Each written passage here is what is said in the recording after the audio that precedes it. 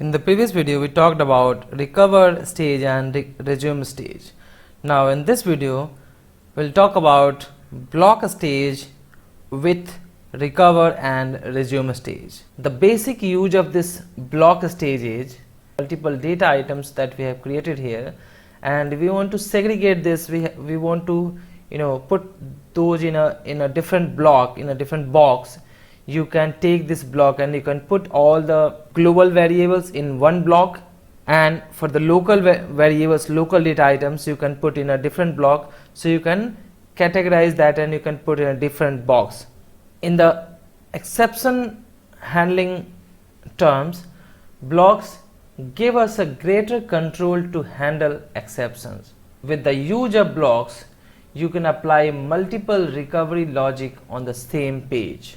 Here on the launch page, what we did, if there is an error in the attach stage, then it will go recover, resume, and then launch this application.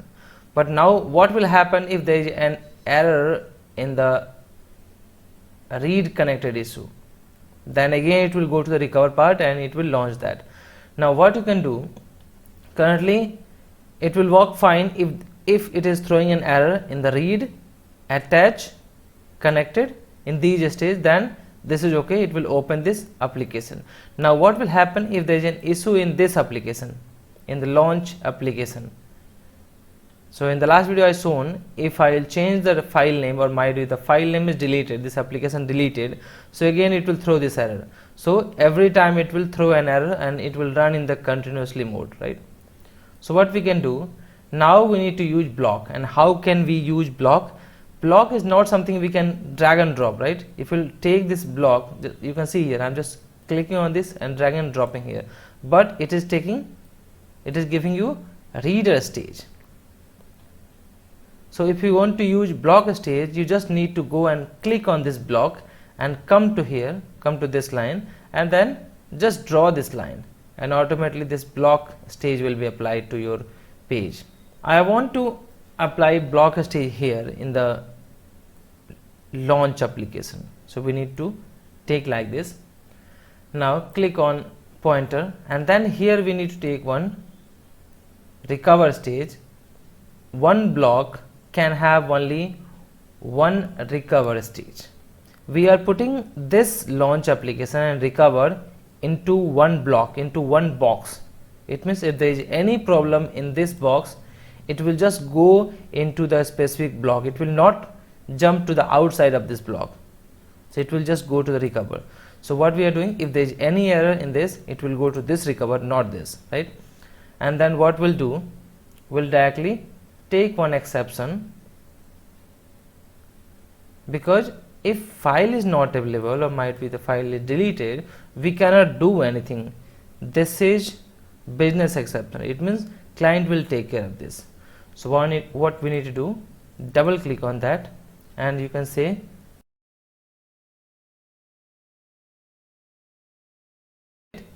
and click OK. Now what will happen if this file is not available? Let me rename that. Now you'll see here, let me refresh this, run this, recover part. Now it is trying to launch this one. Now what will happen, it will not able to launch because the file is not available there with the specific name. So it will go to this recover, not again this one. But if it will not take this block stage, it will again go to this recover. Again it will come here, throw an error, again it will come here. So it will run in the continuously in the same three stages. Now it will come to the recover and it will throw an error, and this is file not available or renamed, please check. So by this way we can apply block stage here. Now if you are on the login page here, and here also last time you saw that on the recover, resume, and then login. So what is happening here, if there is any error on this part, here on the timeout we are throwing an error, right? So in this scenario also it will come to the recover, resume, and then error. So again it will throw an error, so again it will come to the recover part. So there is the issue here also. So how can we fix this? So in this scenario, do not use here, save this. As you know that this is the login action page, and this login action page we are calling on the process studio. Open this Centrix Data Solutions. Now go to the launch and login first. Now here in the launch and login, you know that we are getting one error. If we are getting a one error in the object studio, we'll be getting error here on this page also, because it will pass from lower page, like it means from the object studio to process studio page. So it will throw an error here. Now what we can do, there are multiple things here. If there is an error in the launch page, we can directly throw an error and we can log this error message on the main page. But in the Centrix data login page, if there is no error on this page, only error in the login part, what we can do, we can retry up to 2 times, 3 times. So this is the retry mechanism. I will tell you in the upcoming video. So here what we can do, if there is any error on this page, we can take here one block and we can take here and then take one recover, and then you can take a multi-calc stage, and then you can take here one resume stage, and then you can AND here. Now link with this recover with multi-calc, resume, and then AND. Now whatever error will be getting from this launch action, it will catch that and then will store in this exception in the data item, and then will resume and then AND. Double click on this calculation, and now here we have 2 expression. One expression I am going to take for, click on exception logic, take here exception type, click OK, store in the exception type, create this. Now take one more, this is for exception detail. So whatever exceptions we will be getting here, we are going to store in the exception detail. Create this, and this is for exception details. This is for exception details, and this is exception types here. Now if I run this here, let me reset this.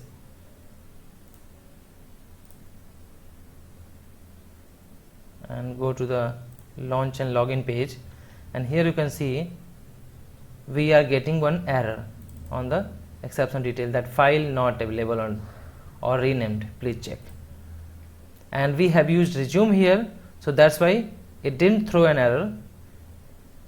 It is directly going to the go to orders menu. So as file is not available, it will throw an error. So it means we have to apply exception handling on each and every pages here. So you can go to the orders menu, again you can take one block stage. Basically always take one block stage. If you are using only one stage on that page, then also you can take that block stage, and then you can take recover, and then you can throw an exception, or you can take here that resume stage. Now this is the concept of block stage. Now on the main page, what we can do, if all the exception is caught by your object studio and this pages, if anything left, then that will be covered on the main page. So how can you do that? You can take one recover, and this is your global exception handler. This is recover, and this is global recover. You can put the name also here. global recover,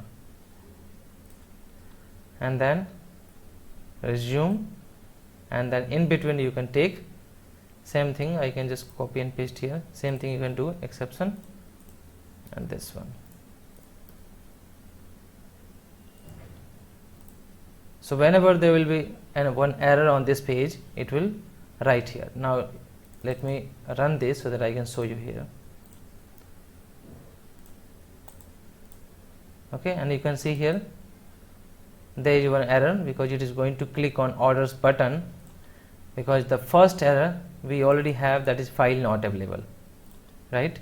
So while launching this application, if we are getting an error, so currently what we are doing, we are just storing this here. We are storing that exception on this page. We are saying that file is not available or renamed, and then we are going to the resume. But only storing is not enough. You have to notify to the client. So what we can do, we can take one more step here. We can take one page here. This is for, you can create here like handle exception. So how you can handle exception, you can manage here. You can link this here. Now what you can do in the handle exception page, you can take the screenshot of that exception, you can send an email with that exception to your client, you can kill the process, you can close all the applications. So you can do multiple things here, you can apply here if you want.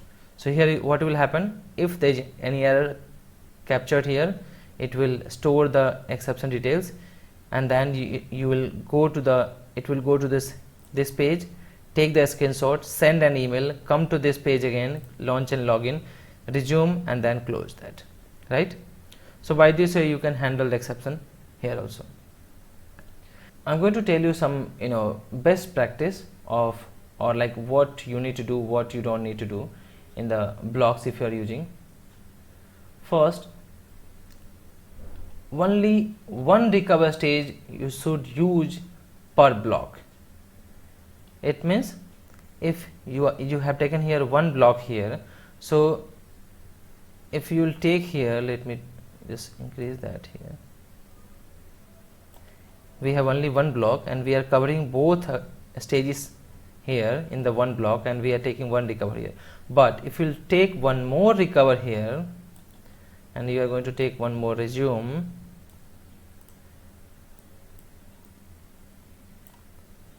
so this is not the best practice. Now blocks should not overlap.